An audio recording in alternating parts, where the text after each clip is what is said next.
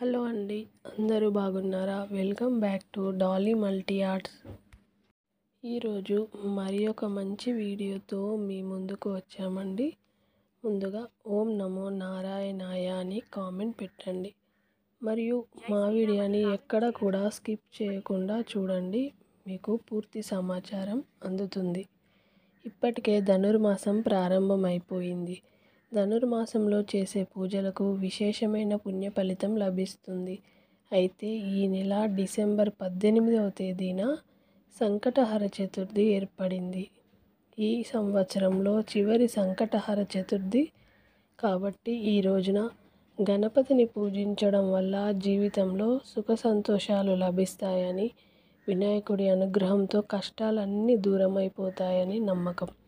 కాబట్టి ఈ పవిత్రమైన ధనుర్మాసంలో వచ్చే చివరి సంకటహర చతుర్థి రోజున గణపతిని ఎలా పూజించాలి, పరిహారాలు మరియు పాటించవలసిన నియమాలు, పాటించవలసిన పరిహారాలు ఏమిటి అనే విషయాల గురించి ఈ వీడియోలో తెలుసుకుందాం. ముందుగా మా వీడియోకి ఒక లైక్ కొట్టి మా ఛానల్ని సబ్స్క్రైబ్ చేసుకోండి. ఈ నెల డిసెంబర్ 18వ తేదీన బుధవారం నాడు సంకటహర చతుర్థి వచ్చింది. బుధవారంతో కలిసి వచ్చే సంకటహర చతుర్థి చాలా శక్తివంతమైనది.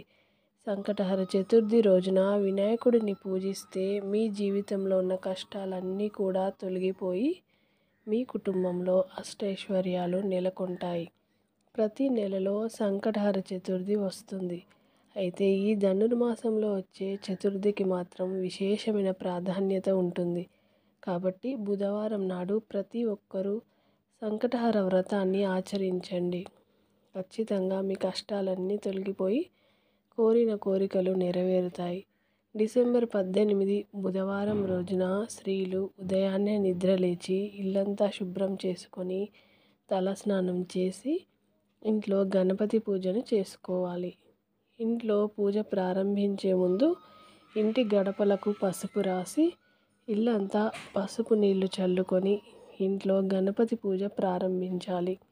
ముందుగా పూజా గదిని శుభ్రం చేసుకొని మీ పూజా గదిలో ఉన్న గణపతి పటానికి గంధం రాసి కుంకుమ బొట్లను పెట్టి పువ్వులతోనే అలంకరించండి.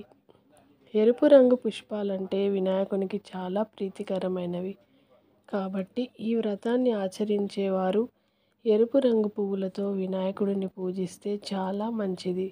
చాలా మంచి ఫలితాలు కూడా ఉంటాయి. ఎర్ర మందార పువ్వులతో వినాయకుడిని పూజిస్తే మీరు చేసే ఈ గణపతి వ్రతానికి రెట్టింపు పుణ్య ఫలితం లభిస్తుంది. యాలకులు ధనాన్ని ఆకర్షిస్తాయి కాబట్టి ఈ రోజున పూజ చేసేవారు 21 యాలకులను తీసుకొని ఒక దారానికి గుచ్చి యాలకుల మాలను తయారు చేసి గణపతి పటానికి వేయండి. గణపతికి యాలకుల మాలను సమర్పిస్తే అష్టైశ్వర్యాలు కలగడంతో పాటు కోరిన కోరికలు కూడా నెరవేరుతాయి. ఈ విధంగా గణపతి పటాన్ని అలంకరించుకొని ఒక పసుపు గణపతిని తయారు చేసుకొని గణపతి ముందు దీపారాధన చేయండి. నువ్వుల నూనెతో కానీ ఆవు నెయ్యితో కానీ దీపారాధన చేయాలి.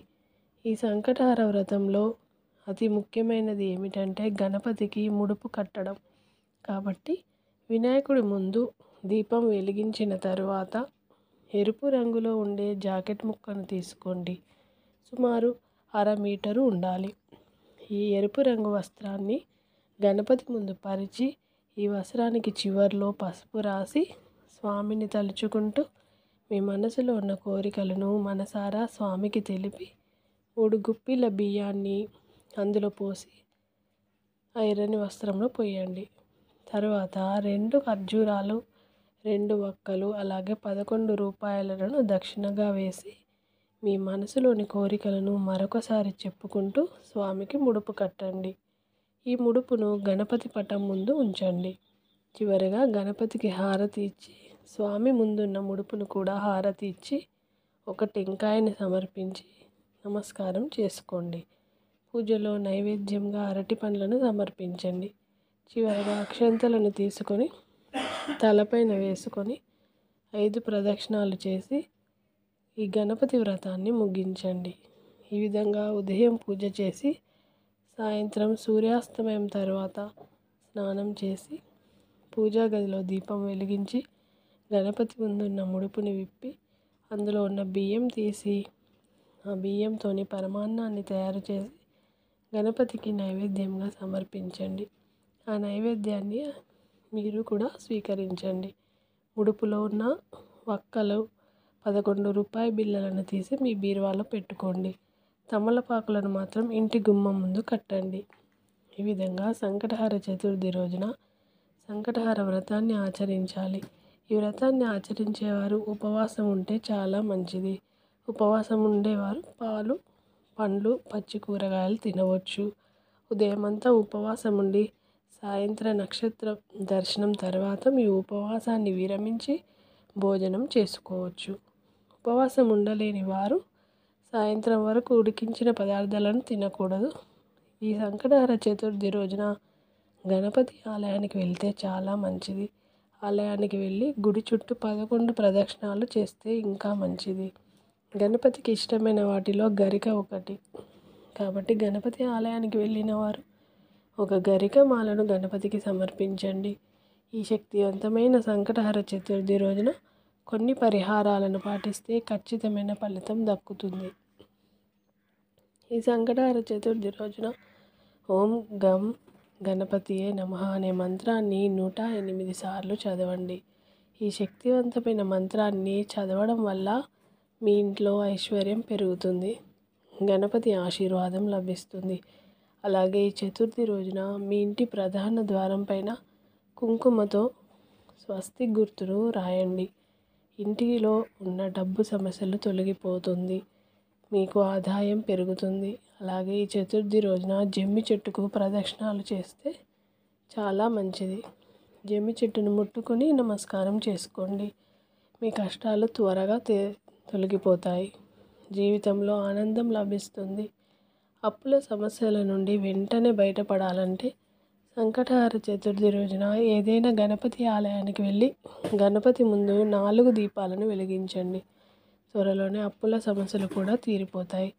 సంకటహర చతుర్థి రోజున రాత్రి సమయంలో చంద్రుడికి నమస్కారం చేసుకొని చంద్రునికి అర్ఘ్యం సమర్పిస్తే వినాయకుడి ఆశీర్వాదంతో మీ కుటుంబానికి 7 తరాల ఐశ్వర్యం కలుగుతుంది.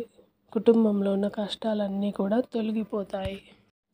ఈ వ్రతాన్ని ఆచరించడం కష్టమని భావించేవారు ఉపవాసం ఉండి సంకటనాశన గణేశ స్తోత్రాన్ని చదివి దగ్గరలో ఉన్న గణపతి ఆలయాన్ని సందర్శించినా సరిపోతుంది.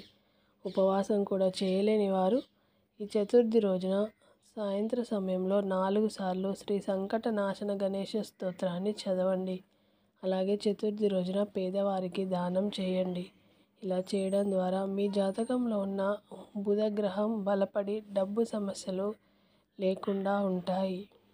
మా వీడియో కనుక మీకు నచ్చితే లైక్ చేయండి మరియు షేర్ చేయండి. మరిన్ని మంచి వీడియోస్ కొరకు మా ఛానల్ని సబ్స్క్రైబ్ చేసుకోవడం మర్చిపోకండి. Thank you for watching.